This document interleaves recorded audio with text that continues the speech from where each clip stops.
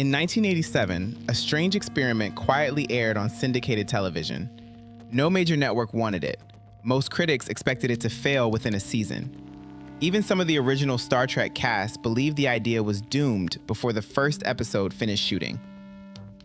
And yet, somewhere between a bald British Shakespearean actor, an android searching for humanity, and a captain who preferred diplomacy over phasers, a cultural phenomenon was quietly being born.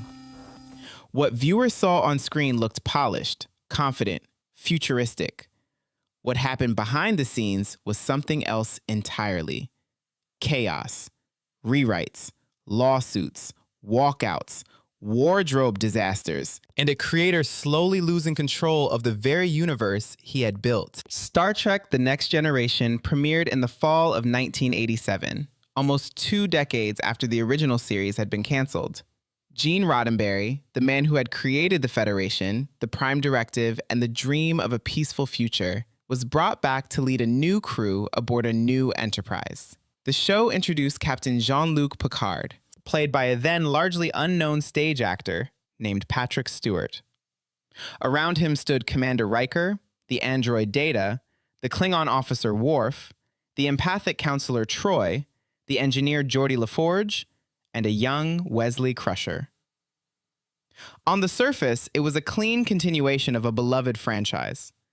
Underneath, it was one of the most troubled productions in modern television history. And somehow, through all of it, the show became the most successful Star Trek series ever made. Today, we are walking through 15 shocking facts you totally missed about Star Trek: The Next Generation. From the casting fights nobody talks about, to the writers who quit in frustration, to the props held together with glue and tape, to the moment that almost ended Patrick Stewart's career before it began. And stay until the very end, because the final fact reveals something about this show that changes how you see every episode that followed. Number 1, the studio did not want Patrick Stewart.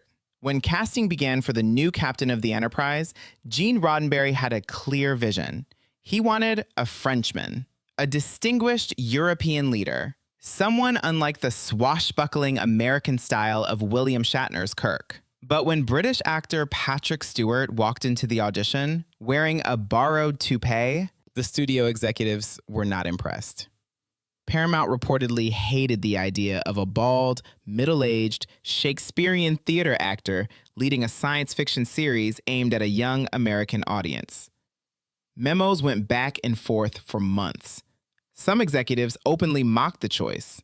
One reportedly suggested that audiences would never accept a captain who looked like a college professor. Roddenberry himself initially had doubts and pushed for other actors, including Stephen Macht. But producer Robert Justman saw something in Stewart during a single lecture at UCLA and quietly campaigned for him behind the scenes. The fight went on for nearly a year.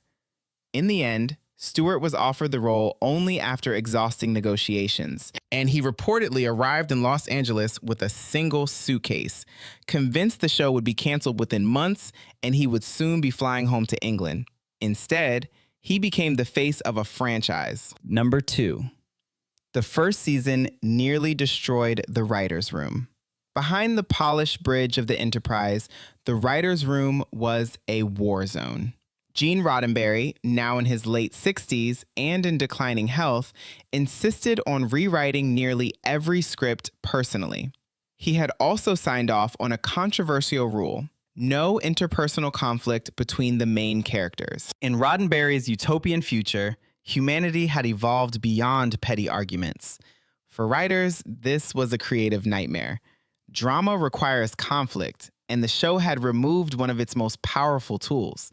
Veteran science fiction writers, including David Gerrold and D.C. Fontana, both of whom had worked on the original series, clashed repeatedly with Roddenberry over story direction, credits, and pay. Lawsuits were filed. Resignations followed. Some writers left in tears. Others were reportedly forbidden from setting foot on the lot again. By the end of the first season, the staff had been almost completely rebuilt.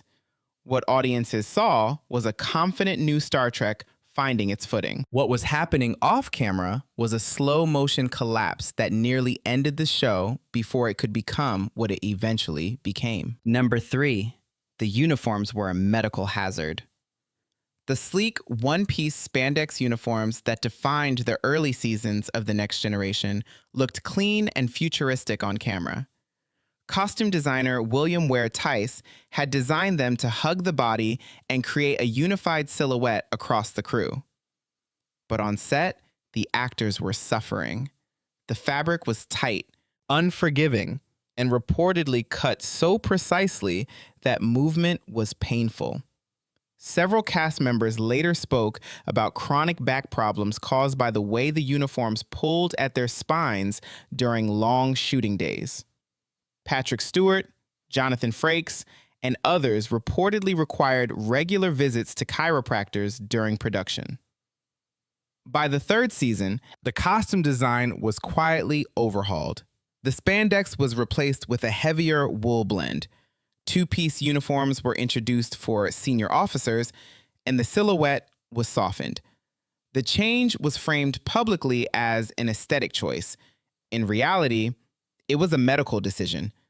The cast had simply refused to keep wearing the originals. And if you look carefully at the first 2 seasons, you can sometimes see the actors subtly adjusting their posture, trying to find a moment of relief inside a costume that was slowly hurting them. Number 4. The character of Data was almost something completely different. The android Data, played by Brent Spiner, became one of the most beloved characters in science fiction history. His quiet search for humanity, his innocence, his impossible blend of intellect and longing, all of it felt deeply intentional. But the original concept for Data was very different. Early development notes described him as having a darker skin tone, glowing red eyes, and a more alien presence. Some early concept art reportedly leaned towards something closer to a menacing robotic figure than the gentle, golden-eyed character audiences came to love. Brent Spiner brought something the producers had not fully anticipated: a theatrical sensitivity, a comedic timing, a vulnerability that turned every line about not understanding human emotion into something quietly heartbreaking. Roddenberry had originally compared Data to Spock, but Spiner played him closer to Pinocchio, a creation slowly waking up to the world. That single performance choice reshaped the character entirely, and without it, one of the most emotionally complex arcs in the entire franchise might never have existed. Number 5. The bridge set was falling apart almost from the beginning. The bridge of the Enterprise D, with its soft carpeting, glowing consoles, and quiet hum of activity, became one of the most recognizable sets in television history. It was designed to feel like a hotel lobby in space, calm, civilized, reassuring. But what audiences could not see was how fragile that environment really was. The consoles were largely made of painted plywood and plexiglass. The famous touch panels were thin sheets of printed acetate lit from behind. They cracked easily. They burned out under the studio lights. Crew members reportedly spent hours between takes repairing buttons that had fallen off, repainting scuffed surfaces, and rewiring sections that had simply stopped working. The captain's chair itself had to be rebuilt multiple times. The carpet, often mocked even by the cast, trapped heat and dust, turning long shooting days into something close to physical endurance. And yet, every week, audiences saw a polished, gleaming starship. The illusion was held together quite literally by glue, gaffer tape, and the patience of an exhausted crew who knew that one wrong camera angle could reveal the truth. Number 6. Denise Crosby's exit was a creative gamble that paid off in the strangest way. In the first season, Lieutenant Tasha Yar, played by Denise Crosby, was killed off in an episode called Skin of Evil. She was struck down by a creature made of living tar in a death scene that was abrupt, unceremonious, and deeply unsatisfying to many fans. What audiences did not know at the time was that Crosby had asked to leave. She felt her character had been underwritten, sidelined, and given little to do beyond standing at a console. The producers, rather than recasting or quietly reassigning her, chose to write her out in a way that was deliberately shocking. A main character, dead, in a moment that felt almost accidental. The decision was controversial. Fans were furious. Some writers thought it was a mistake. But years later, Crosby returned, not once, but multiple times, playing alternate timeline versions of Tasha Yar and her Romulan daughter, Sela. Those returns produced some of the most acclaimed episodes of the entire series, including Yesterday's Enterprise. A character killed off in frustration became, through sheer creative reinvention, one of the most narratively important figures in the show's history. Number 7. Wesley Crusher was hated for reasons that had nothing to do with the actor. Will Wheaton, who played the teenage genius Wesley Crusher, became one of the most polarizing characters in Star Trek history. Online, fan communities mocked him relentlessly. The phrase, "Shut up, Wesley," became a kind of running joke that followed Wheaton for decades. But the truth behind the character is more complicated than the memes suggest. Wesley was reportedly named after Gene Roddenberry himself. Wesley was Roddenberry's middle name. The character was, in many ways, a personal stand-in for the creator. A young, brilliant outsider who could see what the adults could not. That personal attachment meant Wesley was often given storylines that felt forced into the show, regardless of whether they served the larger ensemble. Veteran actors reportedly grew frustrated when scenes were rewritten to give Wesley the solution to problems that should have belonged to senior officers. Will Wheaton, by all accounts, was a kind, hardworking teenager, doing his best inside a production that did not always know what to do with him. The hatred fans directed at Wesley was, in many ways, a reaction to a writing problem, not a performance problem. And Wheaton has spoken openly about how that experience shaped the rest of his life and career. Number 8. The Borg were almost something far less terrifying. When the Borg first appeared in the second season episode Q Who, they instantly became one of the most chilling villains in science fiction television. A hive mind, a relentless force, a civilization that did not negotiate, did not fear, and did not stop. But the original concept for the Borg was completely different. Early development notes described them as an insectoid race, literal alien bugs with a hive structure. The idea had been floating around the writer's room since the first season, intended as a recurring antagonist. The problem was budget. Creating a convincing insect species episode after episode, with the visual effects and prosthetics technology available in 1988, would have been financially impossible. The production simply could not afford it. So the writers, led by Maurice Hurley, pivoted. The insect concept was reshaped into something cybernetic. Humanoid bodies, partially mechanical, partially organic, moving in eerie unison. The change was born from necessity, not inspiration. And yet, that single, budget-driven compromise created one of the most influential alien designs in modern science fiction. The cold, assimilating, mechanical horror of the Borg has echoed through films, video games, and television for decades. A monster, born from a spreadsheet, became a nightmare that defined a franchise. Number 9. Patrick Stewart almost quit during the first season. By the middle of the first season, Patrick Stewart was reportedly miserable. The scripts were uneven, the rewrites were constant. The atmosphere on set, weighed down by the chaos in the writer's room, was tense. Stewart, a classically trained Shakespearean actor with decades of theater experience, had taken the role partly because he believed it would not last. When the show seemed likely to be canceled, he had treated it almost as a working holiday. But as the season dragged on and the creative struggles deepened, he began to seriously question whether he could continue. According to later interviews, there were moments when he privately considered walking away entirely. What changed his mind was not a single conversation, but a slow accumulation of small things. The bond he formed with Brent Spiner, the dignity Jonathan Frakes brought to their scenes together, the way young viewers began approaching him in public, telling him what Picard meant to them. Stewart later said that he stopped seeing the role as beneath his classical training and started seeing it as one of the great opportunities of his career. That shift, quiet and internal, is the reason audiences eventually got episodes like The Inner Light and Chain of Command. Performances that today are studied as some of the finest dramatic work in television history. Number 10. The episode that nearly broke Patrick Stewart was based on a real political nightmare. In the 4th season, the show aired a 2-part story called Chain of Command. In it, Captain Picard is captured by the Cardassians and tortured by an interrogator named Gul Madred, played by David Warner. The centerpiece is a sequence in which Madred shines 4 lights at Picard and demands he say there are 5. What audiences did not fully realize at the time was how deeply that storyline was rooted in real research. The writers had worked closely with Amnesty International, drawing directly from documented accounts of torture survivors. The techniques shown on screen, the isolation, the disorientation, the forced denial of reality, were modeled on real interrogation practices used by authoritarian regimes during the 20th century.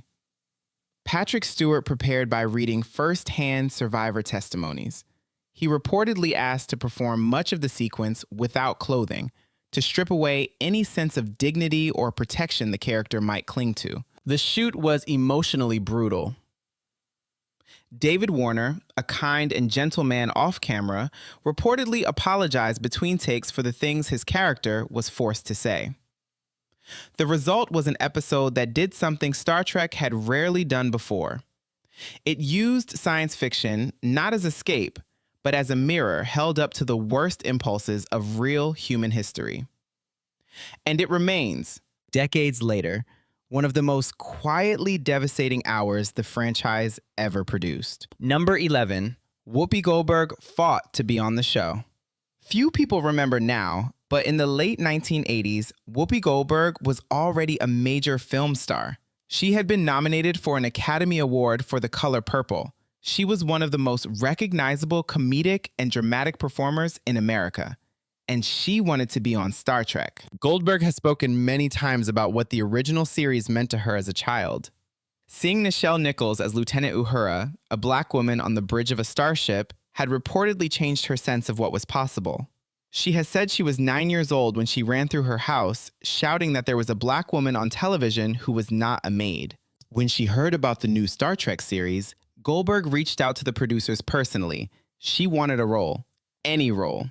The producers, reportedly stunned that an Oscar nominee wanted to join a syndicated science fiction show, initially thought it was a joke.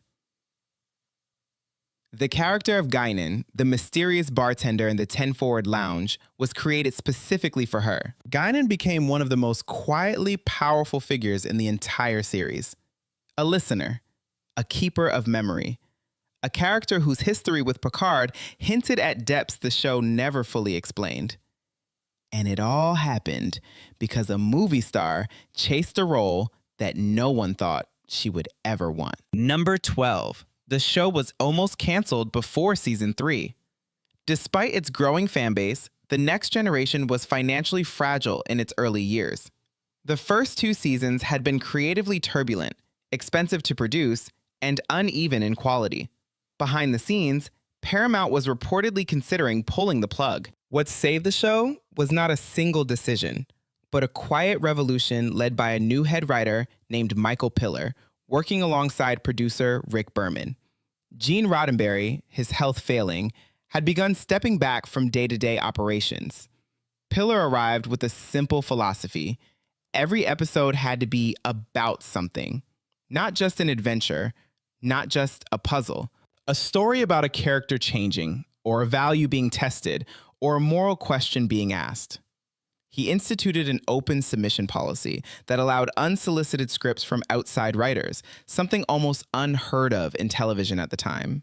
That policy brought in fresh voices and, eventually, future showrunners like Ronald D. Moore and Brannon Braga. Season 3 is where the show transformed.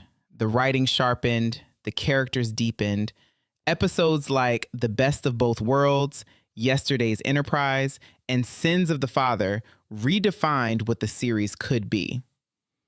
A show that had nearly been canceled became, almost overnight, one of the most respected dramas on American television. And it happened because a quiet, methodical writer was given permission to rebuild it from the inside. Number 13. The death of Gene Roddenberry changed the show forever. In October of 1991, Gene Roddenberry passed away. He had been ill for years, gradually stepping back from the show he had created. By the end, his involvement was largely symbolic. But his death still sent a shockwave through the production. For the cast and crew, Roddenberry had been the philosophical anchor of Star Trek. His vision of a future without poverty, without prejudice, without war on Earth had defined every choice the show made. With him gone, the writers reportedly felt both grief and a strange new freedom. The rules Roddenberry had insisted on, the bans on interpersonal conflict, the strict utopian framing, the resistance to darker stories, slowly began to loosen. Later seasons of The Next Generation and the spinoff series Deep Space Nine that followed started exploring war, religion, occupation, moral compromise. Subjects Roddenberry had often resisted. Patrick Stewart later spoke about how the cast attended a small memorial service on the Paramount lot. A piece of Roddenberry's ashes was eventually flown into space aboard a spacecraft, a quiet tribute to a man who had spent his life imagining what humanity might become. The show continued without him. It even grew bolder. But something gentle, something hopeful at the very core of Star Trek would always belong to him. Number 14. The series finale was written under impossible pressure. By the 7th and final season, the cast was exhausted. Films were being planned. The next series, Deep Space Nine, was already on the air. The Next Generation was being deliberately wound down to make room for a feature film franchise. Writers Ronald D. Moore and Brannon Braga were tasked with crafting the final episode. The brief was almost impossible. It needed to be epic. It needed to honor 7 years of storytelling. It needed to send the characters off with dignity while leaving room for them to return in films. And it needed to be written quickly, under brutal deadlines, while the rest of the production was already preparing for the next chapter. The result, an episode called All Good Things, became one of the most acclaimed series finales in television history. It moved through 3 timelines at once: past, present, and future. It brought back Q. It returned to the very first scene of the pilot. It gave Picard a quiet, devastating final line at the poker table when he finally joined his crew as a friend rather than a captain. Moore and Braga later admitted they barely slept while writing it. They had no time to second-guess themselves. And somehow, out of that exhaustion, they produced a finale that fans, critics, and the cast still describe as one of the most emotionally satisfying endings any television show has ever earned. Number 15. The Inner Light is the episode that changed everything about what Star Trek could be. In 1992, the show aired an episode called The Inner Light. In it, Captain Picard is struck by a beam from a mysterious alien probe. In what feels like seconds to the rest of the crew, Picard lives an entire other lifetime. He becomes a man named Guinan on a dying planet. He marries. He has children. He grows old. He learns to play a small wooden flute. He watches his world slowly fade. And then he wakes up on the Enterprise, with only minutes having passed, holding the flute in his hand. The episode was almost not made. It was considered risky. It barely featured the rest of the ensemble. It was quiet, slow, deeply personal. Some at the studio reportedly worried it would bore audiences. Patrick Stewart's brother Ian, in his first and only acting role, played Kamen's son in the final scenes. The flute itself, a real prop now considered one of the most valuable objects in Star Trek history, was kept by Stewart for years and once sold at auction for tens of thousands of dollars. The Inner Light won the Hugo Award for Best Dramatic Presentation. Patrick Stewart has called it one of his favorite performances of his entire career. And this is the fact that changes how you see everything else. Because The Inner Light is the moment Star Trek stopped being just a science fiction show about exploring space. It became something else entirely.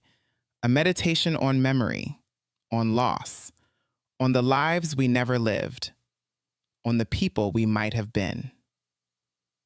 In the final scene, alone in his quarters, Picard lifts the flute to his lips and plays the melody of a life that never existed for anyone but him. A man, a memory, and a song from a world that was already gone before he was born. When the camera stopped rolling on All Good Things, the cast reportedly stood together on the bridge of the Enterprise for a long time. No one wanted to leave. They had spent 7 years inside that set, fighting through bad scripts, broken consoles, painful uniforms, lost colleagues, and the slow death of the man who had brought them together. They had also built something that none of them fully understood yet. Star Trek: The Next Generation was never supposed to work. It was an unwanted sequel to a canceled 60s show, led by an actor the studio did not want, written under rules that made drama nearly impossible, performed on sets that broke between takes, and broadcast on a syndication model that most of the industry considered dying.